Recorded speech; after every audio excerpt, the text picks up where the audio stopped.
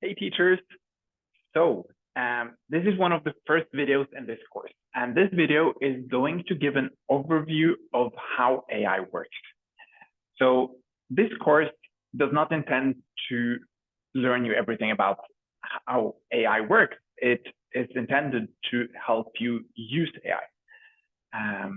The goal is that at the end of the course, you can use AI to save time and you can explore it and you're equipped to learn more.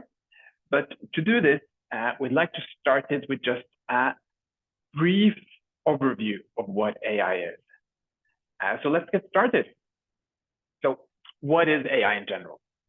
Artificial intelligence, or AI, is all about creating computer systems that can perform tasks that would typically require human intelligence. Artificial intelligence makes it sound really scary because it seems like it's intelligence out of nowhere, but it's intelligence created, right? So it's humans that created it. These tasks include typically kind of recognizing patterns, making decisions, learning from experience. In Curepod's example, that would be you recognize patterns of good lessons and make decisions to create the starting point for lessons, and even learning from kind of what works and what doesn't work.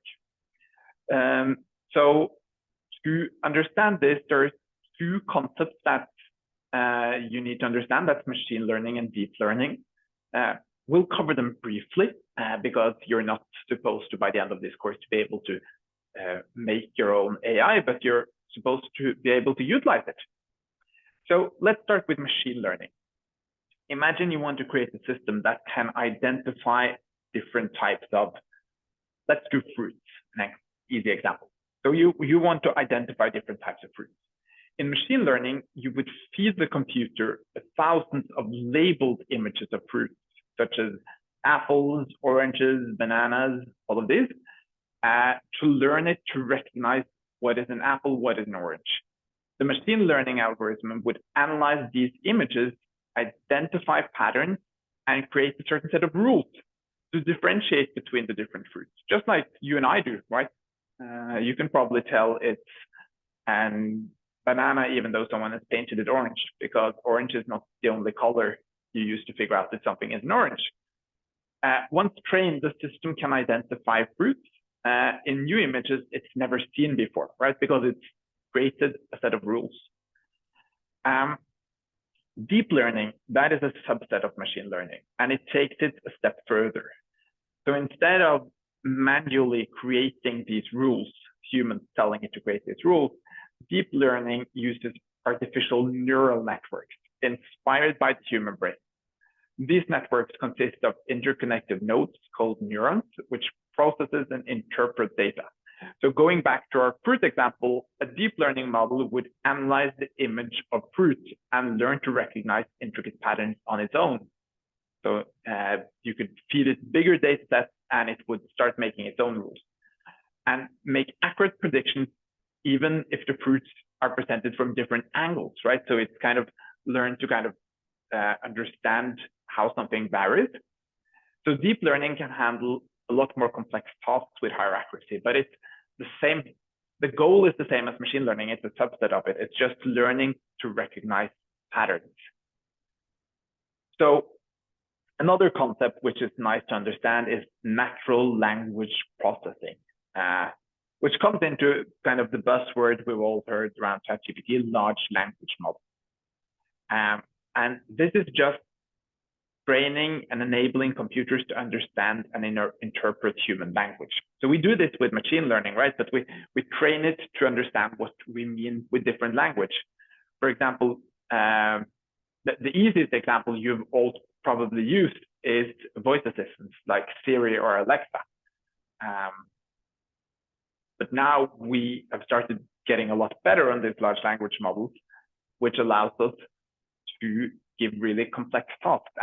And what's brilliant about this is it allows us, instead of, I think I've used this example in other videos as well, but when you give a command or something to a program on your computer, be it Google Classroom or Google Sheets, anything, you have to kind of find the buttons you'd like to push.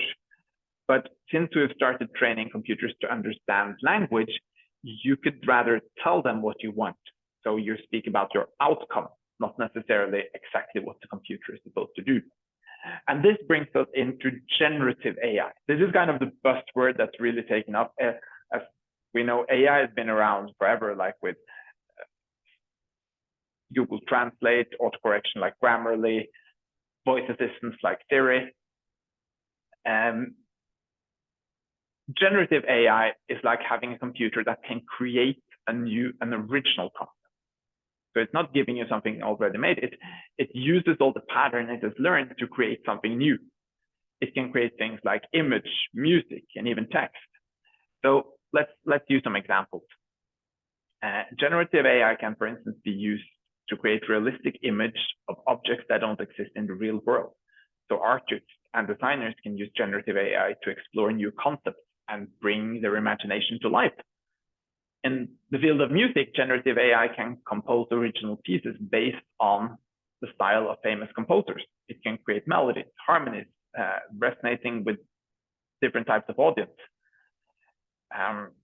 It can be applied in storytelling. It can generate fictional narratives, create new characters, and even help authors overcome writing block. I think I'm using a few of the examples in my next videos around how to actually use AI specifically to overcome writing block.